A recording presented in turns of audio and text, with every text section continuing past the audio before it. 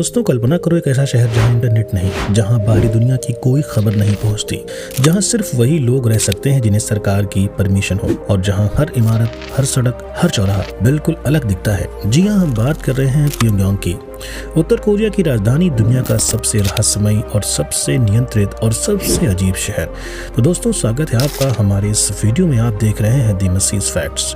तो चलिए आज हम इस शहर के अंदर झांकते हैं और जानते हैं वो सच्चाई जो शायद आपने पहले कभी नहीं सुनी होगी। प्योंगयांग कोई नया शहर नहीं है, ये दुनिया के सबसे पुराने शहरों में से एक है। इसका इतिहास करीब 2000 साल से भी ज्यादा पुराना है। कभी यह योगुर्यो साम्राज्य की राजधानी हुआ करता था, लेकिन जो प्योंगयांग आज हम देखते हैं वो असल में 1953 के बाद बनाया गया। कोरियाई युद्ध में यह शहर लगभग पूरी तरह बर्बाद हो गया था। बमबारी में इसकी लगभग 75% आबादी भी खत्म हो गई थी और इमारतें भी जमींदोज हो गई थी। फिर किम इल सुंग ने इसे नए सिरे से बनवाया, लेकिन अपनी शर्तों पर, अपने हिसाब से। यह शहर किसी के लिए भी खुला नहीं है, यहाँ तक कि उत्तर कोरिया के अपने सिटीजन्स के लिए भी नहीं। प्योंगयांग में रहने के लिए आपको सरकार की अनुमति चाहिए। यहाँ सिर्फ वही लोग रह सकते हैं जो शासन के प्रति ईमानदार और वफादार माने जाते हैं, यानी सरकारी अधिकारी, सेना के बड़े अफसर और उनके परिवार के लोग। अब बात करते हैं इस शहर की बनावट की, और यहीं से चीजें बहुत दिलचस्प होती हैं। प्योंगयांग को देखकर पहली नजर में ऐसा लगता है, वाह कितना साफ सुथरा, कितना व्यवस्थित शहर है। चौड़ी चौड़ी सड़कें, बड़ी बड़ी इमारतें, विशाल चौराहे। लेकिन जरा गहराई से देखो, इन चौड़ी सड़कों पर गाड़ियां नहीं है। ये सड़कें इतनी चौड़ी इसलिए बनाई गई ताकि सैन्य परेड हो सके। इन इमारतों में कई बार लोग रहते ही नहीं, ये सिर्फ दिखावे के लिए खड़ी हैं।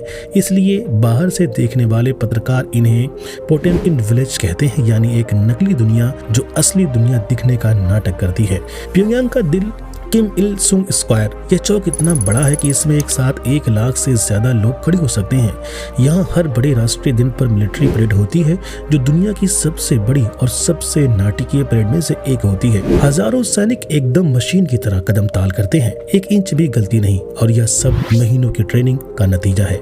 दिलचस्प बात यह है कि परेड में जो लोग तालियां बजाते हैं वो ट्रेंड परफॉर्मेंस होते हैं।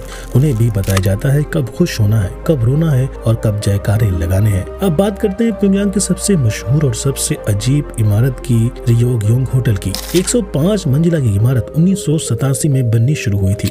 इसे दुनिया का सबसे ऊंचा होटल बनने का सपना था, लेकिन 1992 में निर्माण अचानक रोक दिया गया। पैसे खत्म हो गए, देश में भूखमरी आ गई। यह इमारत 16 साल तक यूं ही खड़ी रही, बिना खिड़कियों के, बिना किसी काम के। इतनी शर्मनाक थी यह बात कि उत्तर कोरिया सरकार ने कई साल तक इसे अपने नक्शों से तस्वीरें हटा दिया था, जैसे ये इमारत उत्तर कोरिया के अंदर एग्जिस्ट ही नहीं करती। 2008 में दोबारा काम शुरू हुआ, बाहर से शीशा लगाया गया, लेकिन आज भी यह होटल खुला नहीं। ये दुनिया का सबसे ऊंचा अबंडेंट बिल्डिंग है। स्थानीय लोग इसे होटल ऑफ डूम भी कहते हैं।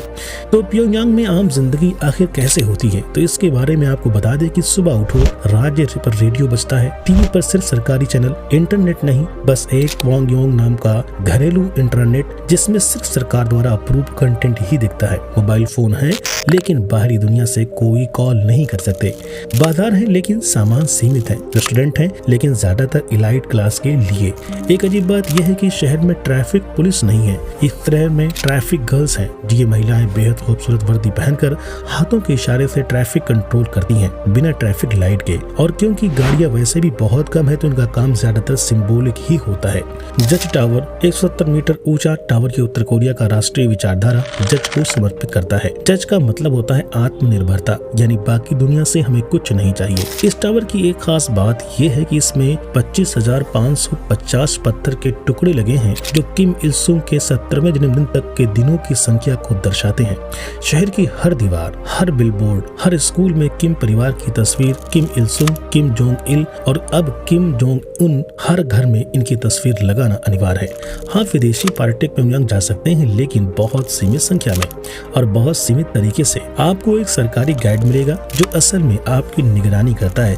आप सिर्फ वही देख सकते हैं जो सरकार दिखाना चाहती है। आपका होटल शहर के बाहर एक द्वीप पर होगा, ताकि आप शहर में आजादी से न घूम सके। फोटो खींच सकते हैं, लेकिन गाइड बताएगा कहाँ फोटो खींचनी है और कहाँ पर नहीं खींचनी है।